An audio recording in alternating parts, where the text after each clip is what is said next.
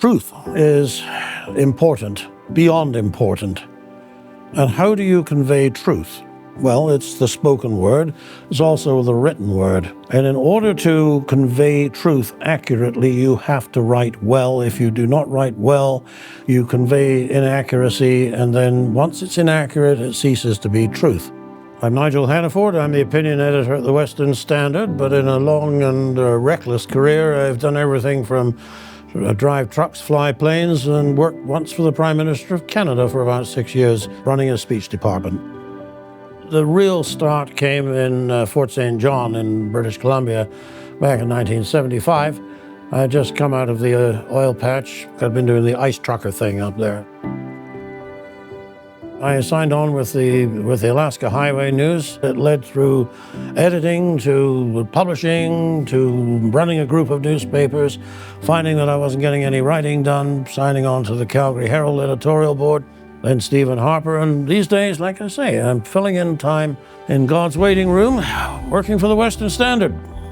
When I was at university, I used to fantasize about becoming a politician in the British House of Commons, how my words would rivet the members and so on, and fast forward 40 years, and I'm writing speeches for the Prime Minister of Canada, and one day he gets invited to speak to the British House of Commons. While I would never claim the words of Stephen Harper as my own, I did sort of prepare a bit of a draft before he honed it and completed it.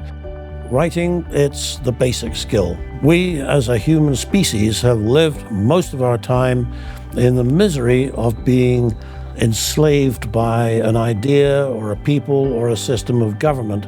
So when that phrase about being given inalienable rights came into current parlance, the question was, well, what are those rights? They boil down to the right to think what you want, and within certain very broad parameters, say what you want, and absolutely to write what you want and to worship in the way you want. Those are the things, the four things that for most of human history and in most of human geography have not been the part of life for ordinary people. It is the unique quality of our society that those things are respected. They depend very heavily upon the ability of people to communicate. You have to read books.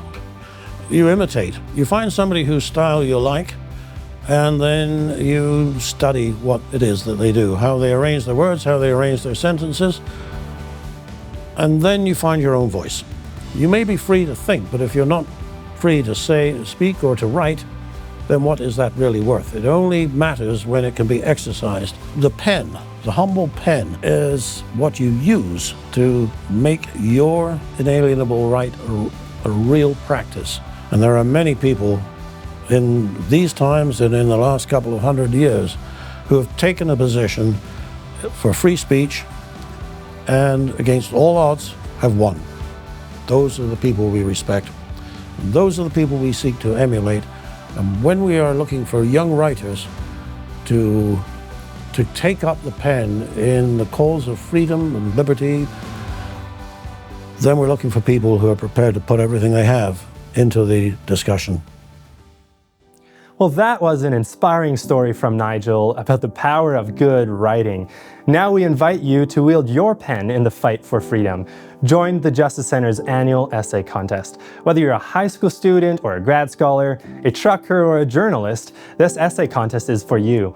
Share your take on some of Canada's hottest topics, and like Nigel, champion freedom in Canada. So grab your notebook, hit a library, and join hundreds of young Canadians at the contest of the year.